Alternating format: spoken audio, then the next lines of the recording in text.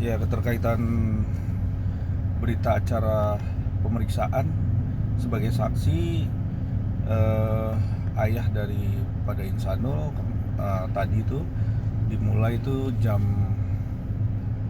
jam setengah duaan ya, 3 jam tadi sampai jam 5. Jadi sudah memenuhi panggilan, sudah selesai.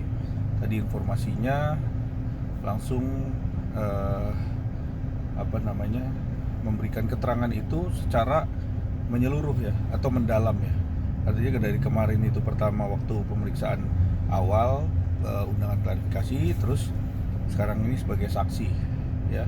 Jadi lebih mendalam, lebih detail mengenai adanya keterkaitan antara Insanul dengan ayahnya dan hal-hal yang menyangkut dari pemeriksaan ini dari laporannya Inara Rusli ya, seperti itu. Oke, Bang. Tadi juga saat dihubungi pihak ayahnya Insanul menolak untuk memberikan keterangan. Alasannya tersendiri apa, Bang? Jadi memang eh, tadi ayahnya Insanul eh, memberitahukan bahwa selama ini kan dia memang benar-benar apa di kantornya dia nggak mau terlibat, tidak mau urusan-urusan mengenai anak ini, dia tidak mau dipublis lah secara media. Dia minta memang jangan terlalu apa ya, terlalu dibesar-besarkan karena ini kan bagian dari proses pemeriksaan sebagai saksi. Dia minta agar uh, udah dilakukan secara kooperatif tapi jalan, tapi nanti kalau untuk dia harus ngomong di media tuh dia agak, kan bapaknya udah tua ya, ayahnya Insanul udah tua memang. Nah itu dia agak keberatan dan dia tadi langsung pulang ya, gitu. Oke. Jadi gitu. Dan tadi sempat Abang bilang juga kalau bapaknya Insanul ini tidak mau terlibat sama sekali dan tidak tahu menau lah gitu. Itu benar, Bang? Ya jadi bapaknya ini nggak mau terlibat di dalam proses ini, kan tetap berjalan. Yang dia ketahui dan dia lihat aja di dalam proses laporan sebagai saksi tadi kan. Nah, untuk melibatkan secara menyeluruh atau terlalu dalam, dia juga agak menarik diri karena ini kan yang jalan ini Sanul. Tadi bapaknya juga ada pesan, jadi mohon untuk tidak dipublis, tidak dilakukan apa di medsos dan lain-lain ya. Dia mau agar ini biar cepat, prosesnya hukum ini cepat berjalan seperti itu. Oke. Bang, tapi setelah pemeriksaan kasus illegal access ini sudah kabarnya juga sudah naik sidik. Untuk update-nya bagaimana, Bang? Sudah adakah yang ditetapkan sebagai tersangka? Kali ini kan pemenuhan dari saksi pelapor dan saksi kunci, jadi semuanya tuh sudah terpenuhi secara BAP ya. Jadi kemungkinan besar di minggu depan tuh tentunya pihak kepolisian langsung lanjut untuk diperiksa para terduga yang udah ditentukan nama-namanya, inisialnya. Tinggal nanti pengembangan itulah yang akan dikawal terus, kita kawal terus, karena memang kalau ada keterkaitan, keterlibatan, maka semuanya tuh harus membuktikan, karena ini udah ranah sidik ya. Jadi ada upaya paksa, ada upaya untuk bisa melakukan penggeledahan kalau itu diperlukan, dan upaya-upaya lain. Karena polisi dalam hal ini harus lebih cepat mengungkap satu fakta kejadian, karena ini kan berbeda, karena kasus ini bukan kasus rekayasa. Kasus ini ada juga Inara sama sekali tidak mengetahui, karena saya kemarin sempat dalami, karena nggak ketemu Inara, baru ketemu di Mabes Polri kemarin. Saya dalemin, memang semua itu terjadi, tidak ada yang dibuat-buat. Pertama, Inara kaget kenapa ada video yang terpotong 7 bagian. Kenapa ada 7 bagian? Karena kok bisa ada video itu? Dari mana? Apakah dari password, handphone, ataukah dari emailnya dia yang dibongkar atau bagaimana? Kan dia masih menduga-duga nih. Sebenarnya dari mana sih nih asal usul video yang ada di Polda Metro? Dan tiba-tiba ada inisial V yang kemudian kita dampingi, Dia ngasih tahu ke kita, nih ceritanya dari A sampai Z. Kita nggak ngambil sepotong ya, karena bagian peristiwa tuh kan kita lihat dulu, oh bener nggak begini-begini. Diruntut lah sampai di ujung. Dia punya buktinya. Saya bilang ini, wah ini harus dibuka terang-terangnya nih, karena nggak ada sama sekali yang namanya ini rekayasa, nggak ada. Buat apa rekayasa tuh, polisi tahu kok ini rekayasa. Ngapain kita hal-hal begini direkayasa kan gitu. Cuma kan lucunya siapa sih yang ngambil kan gitu. Akhirnya kan ketahuan nih A, terus ke B, ke C, terus ada pembicaraan. Pembicaraan itu suaranya jelas tuh. Ada apa namanya? Pembicaraannya ada yang menyangkut masalah, oh ini bisa dijadikan satu project. Nah, itu yang harus nanti polisi harus buka juga itu. Seperti apa poinnya kan? Bang, dan juga harusnya hari ini Viola juga memberikan handphonenya untuk diduplikat. Apakah itu jadi Bang hari ini? Jadi hari ini tadinya harusnya sudah menyerahkan ke Bareskrim. Cuman tadi Viola saya telepon, dia menolak dan minta di hari Senin karena memang mesti ada beberapa data, file ataupun di situ kan ada banyak tuh ya aplikasi-aplikasi yang dia perlukan. Nah mungkin itu nanti akan dipindahin aplikasi yang tentunya tidak berkaitan dengan masalah ini. Tapi yang berkaitan dengan masalah ini tentunya dia tidak akan pindahkan. Jadi ini sesuai aja. Handphone masih handphone yang lama, sesuai dia pakai pada waktu kejadian. Tidak ada yang dia hidden atau dia hapus atau dia pindahkan. Semua yang diminta penyidik tentunya dia akomodir untuk bisa cepat diproses secara lanjut ya. Oke. Bang, sampai sekarang juga pihak Inara masih berusaha untuk, lebih tepatnya Inara masih berusaha agar pernikahannya sah di mata negara. Dan kemarin dia juga sempat bilang yang di Mabes pengen pernikahannya disahkan secara negara, tapi kan seperti yang abang bilang harus ada persetujuan dari istri sah. Gimana? Ya, ini jadi complicated ya. Saya kemarin sempat bicara sama Inara dan saya bicara langsung ya, bukan denger, bukan telepon, saya langsung bicara. Inara mengatakan memang dia dalam hal ini dia keinginan dia ya untuk bisa disahkan. Tapi kan sekarang ini Inara juga bilang dia punya limit waktu dengan Insan ya, dan dia sampaikan sama saya kemarin limit waktu itu sebelum bulan puasa ini. Apabila Insanul tidak punya kepastian terhadap dirinya, dia akan mundur. Dia akan mundur dan dia akan sudahi pernikahan sirinya. Ya, artinya dia mundur dari sini dan dia akan fokus lagi untuk bekerja. Insanul masih mencintai Mawa, ini poinnya. Masih mencintai Mawa, masih sayang sama Mawa. Dalam keadaan ini tentunya ini yang menjadi masalah penting ya. Karena apa? Karena ini masalah hati mereka berdua, bukan kita kan. Kalau saya, prinsip saya, dia harus putuskan segera. Apapun itu dan bagaimanapun nanti resiko kamu harus putuskan. Karena yang jelas Mawa udah sampaikan nih, tidak mau untuk poligami. Tandanya kalau dia mau pilih Mawa ya tinggalkanlah Inara. Ya, jadi tidak ada complicated. Kalau memang dia mau dengan Inara, ya tinggalkan Mawa.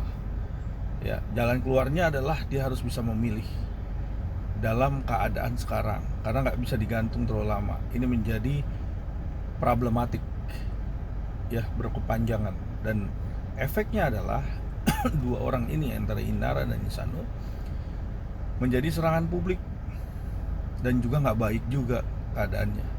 Saya rasa dia harus putuskan. Oke. Bang, ngomongin soal CCTV lagi Bang, balik tadi saya ada beberapa pertanyaan yang tertinggal. Ngomongin soal CCTV tadi, sudah semakin jelas ini Bang, tanda-tanda CCTV ini, tanda-tanda ya CCTV rekaman ini keasliannya atau tidak gitu. Jadi gini, 7 potongan CCTV ini ya, ini menjadi alat bukti di Polda Metro. Oke. Di Bareskrim pun ada CCTV yang asli. yang tidak ada potongan nih, yang dapat dari inisial A melalui handphone lain ke Viola. Pertanyaannya adalah, pembanding ini sudah ada. Jadi saya rasa begitu dipanggil si A untuk buktikan ada beberapa potongan, 7 potongan itu nanti disampaikan ke Mabes Polri, tentunya Mabes Polri harus cepat memberikan kepastian laboratorium forensik. Untuk apa? Untuk menentukan nih pembanding antara yang benar, yang tidak ada potong-potongan, dengan yang ada potongan. Jadi pun apakah ini benar asli? Ini kan gitu tuh, ada asli, ada beberapa durasi ya, tapi tidak 2 jam. Tapi ini masuk nggak ke dalam prosesnya? Ada pembanding. Nah, nanti hasil dari laboratorium forensik inilah dijadikan alat bukti. Apakah ini cukup untuk bisa dijadikan alat bukti Polda Metro Jaya? Karena penting sekali, karena ini sekarang ini udah ranah proses penyidikan, maka kita hargain dulu proses di Barreskrim karena sudah naik tingkat penyidikan. Oke. Bang, sampai saat ini Mawa juga belum mau menggubris terkait illegal access dan CCTV, ya, permasalahan video rekaman CCTV ini. Saya rasa Mawa nggak salah. Seorang istri begitu tahu di situ ada bentuk video 7 tadi, terus akhirnya dia laporkan ke polisi, itu salah satu hal yang wajar dan suatu hal yang sangat wajar. Seorang istri sah melihat ada begitu, dilaporkan ke polisi. Salah satu, semua pun akan melakukan hal yang sama, ya. Dan kalaupun ternyata nanti kan proses hukum ini berlaku hukum positif, dan hukum positif ini juga harus jelas bahwa alat bukti apa sih yang dipakai, kan gitu. Kalau alat buktinya benar-benar komprehensif dan bisa dipertanggungjawabkan secara hukum, silakan aja, proses hukum tetap berjalan, nggak bisa berhenti gitu. Tapi kan dikawal dengan keaslian, dengan alat bukti yang sah di mata hukum, kan seperti itu. Oke. Dia sampai sekarang belum mengeluarkan Mawanya sendiri pribadi, belum mengeluarkan statement terkait illegal access ini, lebih cenderung nggak mau ngegubris sama sekali lah gitu Bang. Itu gimana Bang menanggapinya Bang? Ya itu kan bagian proses yang berbeda. Makanya antara Polda Metro 284 dan proses di Barreskrim, 2 laporan yang berbeda. Saya rasa berjalan aja satu dan satunya gitu loh, antara di Polda dan di Barreskrim jalan. Tapi kan diuji juga, kita lagi menguji alat buktinya apakah kuat gak nih di Polda, kan gitu. Nah ini harus dipublish juga, karena apa? Karena ini kan dia hasil dari perbuatan orang melanggar hukum, dugaan kita nih seperti itu. Nah dia pakai buat dilaporkan, kan nggak tahu, orang yang nggak tahu kan, Mawa nggak tahu, mana tahu itu alat buktinya hasil dari editan dan lain-lain, dan juga mengambil tanpa hak tadi, mana tahu, kan nggak tahu. Wajar lah seorang nggak tahu terus ada video potongan terus disampaikan ke polisi, salah satu hal yang saya rasa ini wajar-wajar aja. Tetapi nanti diujinya pada waktu di persidangan, kalau ini kasus sampai persidangan, apakah kuat ini untuk dijadikan alat bukti? Dengan adanya potongan-potongan ini, kita buktikan aja kan seperti apa, kan gitu. Kita kan ngeliat hukum normatif aja, nggak perlu juga kita, ya namanya polisi untuk meneruskan proses laporan itu kan bagian proses penyelidikan, penyidikan sampai penetapan tersangka. Tapi kan harus juga secara normatif semua itu dijalankan sesuai prosedural ya, gitu. Tapi pilihan yang tepat nggak sih Bang untuk Mawa tidak mengeluarkan statement apapun terkait kasus ini yang sudah naik sidik gitu Bang? Saya rasa sih fine-fine aja ya, nggak ada masalah ya menurut saya sih.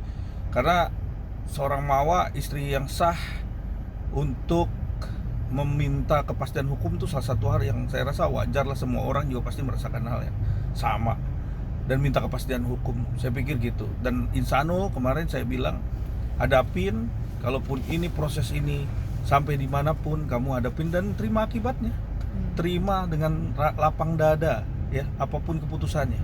Berarti Abang sebagai kuasa hukum juga tidak menenangkan bagi kayak, oh iya, saya sangat keras sekali dalam hal ini, karena dia minta tolong saya tadinya juga nggak mau, tapi saya sekarang harus berkata sesuai dengan apa nurani saya, bahwa dia harus ambil keputusan. Kalau mau sama Mawa, tinggalkan Inara. Udah pahit-pahitnya berarti. Tapi kan Mawanya juga nggak mau sama insan sekarang Bang. Ya nggak tahu. Tapi kan sebenarnya setidaknya dia harus ketemu. Kalau udah ketemu berdua, terus ada komitmen, ada janji, ada dan lain-lain, itu kan kita nggak pernah tahu. Iya. Karena 7 tahun ini merajuk rumah tangga ini dengan ada peristiwa, ada pasang surut, ada bahagia, ada sedih dan lain-lain lah. Itu yang harus di flashback. Bang, pihak Mawa juga menantang Inara dan Insan untuk membuktikan kapan mereka menikah siri, di mana menikah siri, dan bukti-buktinya apa aja. Mungkin Sudah dari- ada di penyidik. Nikah sirinya sudah jelas, ustadznya juga ada, saksinya juga ada, dan itu nikah siri itu juga ada beberapa saksi dan tempat. Tentunya udah di penyidik Polda ya, nanti tinggal dibuktikan aja. Tapi pengakuan dari Insan kapan bang mereka menikah siri bang? Saya nggak ingat tanggalnya, tanggal 7 atau berapa tuh. Bulan Agustus. Mm-mm. Dan bukti-bukti yang diserahkan apa aja bang? Karena kan ya tadi kuasa hukumnya Mawa juga sempat bilang kalimatnya adalah kalaupun memang sudah nikah siri, coba diperlihatkan kapan nikahnya, bagaimana prosesnya, apakah sah tidak secara hukum. Jangan menggunakan pernikahan siri ini sebagai tameng. Iya, kalau itu tentunya bagian penyidik ya. Penyidik Polda Metro kan udah nanya, udah menggali semua. Itu bukan ranah kita juga ya untuk membuktikan, tapi tentunya di ranah hukum karena ini udah masuk proses hukum.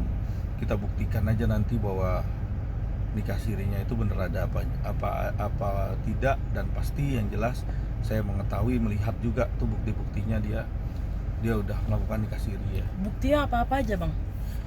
Ya, Mungkin buktinya- kan mereka belum menerima bukti-buktinya Ya, apa bukti-buktinya tuh dari saksi. aja. Saksinya. Ya, Oke. saksi-saksi dari ayahnya, dari kakaknya si Inara, ada beberapa saksi lah. Terus dari ustadznya yang melakukan pernikahan juga ada yang mau diambil keterangannya nanti. Ya, Oke. kita lagi ajukan itu. Oke. Jadi polisi juga sambil menunggu proses restoratif justice ini dari pihaknya Mawa, dan Mawa akan membuat surat. Tentunya kita juga meminta untuk dihadirkan saksi, 2 saksi lagi yang akan dihadirkan setelah nanti ada surat dari pihak pelapor. Tadi abang sempat bilang menunggu respon RJ. Betul. Pihak Mawa mengatakan kliennya menolak untuk damai. Bagaimana bang? Iya, gini loh. Kalau memang dia menolak untuk damai, dia buatkan surat tolak damai, ya kan? Yang dimintakan itu karena kita mengatakan dari Insanul dan Inara mengatakan mau atau menulis secara surat untuk melakukan perdamaian, ya kan? Otomatis dari pihak pelapor pun juga membalasnya. Kalau itu ditolak, silahkan aja, itu kan hak. Kalau dia mau mengadakan pertemuan dengan ada syarat-syarat ataupun ketentuan, silahkan juga. Kita kan menunggu nih. Karena pihak Polda Metro Jaya membuka ruang untuk restoratif justice ini secara surat. Suratnya sudah ada bahwa itu menolak, ya sudah, jalankan sesuai prosedur hukum. Insanul pun juga sudah siap untuk apa yang harus dilakukan pada waktu proses hukum. Oke.